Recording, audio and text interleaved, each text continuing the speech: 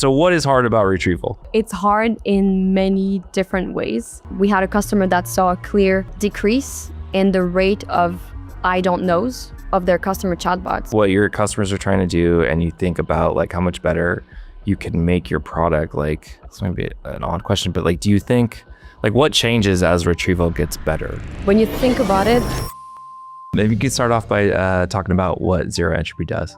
Yeah, for sure. The mission of ZeroEntropy is to help humans, and now more and more AIs, find the right information that they need at the right time. A lot of the productive things that we do is basically just looking for information, processing it, and pushing it back somewhere else, and improving the accuracy and the efficiency of that retrieval system is basically the mission of ZeroEntropy.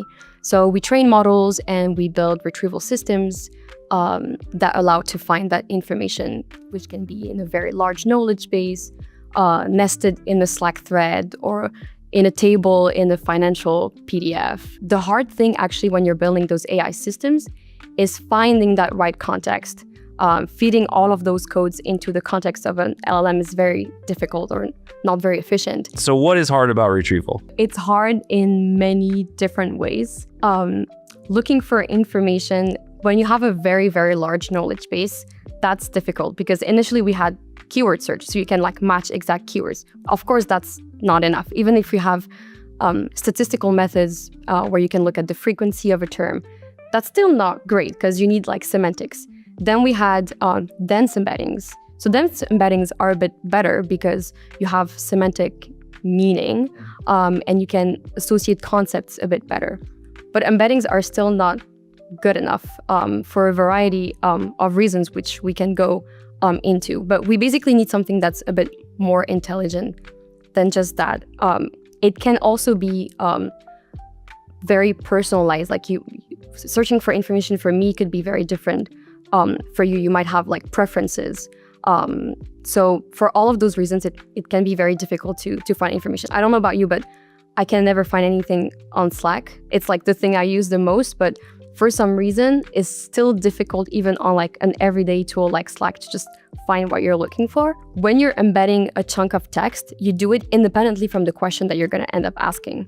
So you're taking like a chunk of text which has a lot of information and you're trying to encode that into a certain number of dimensions. And it's really hard to do that in a way that whichever question you're going to ask, when you're going to do that semantic similarity, you're going to have the perfect ordering for any question that you might ask. That's very difficult. Embeddings are not really made for that.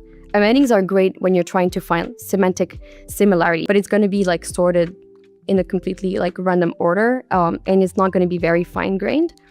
So there's a lot of things that you can do to improve on that. Something like re-ranking, which is something that we've focused a lot on, can also help improve the results. You have potential like 200 results, and then you're going to have a more fine-grained analysis of those results. You can apply a slightly more expensive technique and ask another model to look at this question and this result and say, okay, is it actually answering my question?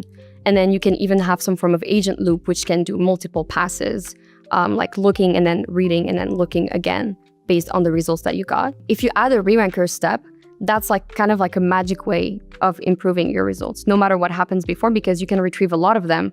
You can kind of brute force. If you can definitely trust the retrieval, the tool use of like these systems, then they can just do things on their own. Delegating more and more to the AIs and like having less and less humans in the loop. We had a customer that saw a clear decrease in the rate of I don't knows of their customer chatbots. It's also dangerous when you're trying to automate some form of task with an agent, because like if the information is there but is not used, like the output and like the set of actions that are going to follow are going to like diverge completely. Awesome. That is quite exciting. So yeah, this has been great. I feel like I learned a lot. So thank you. Oh, thanks for inviting me.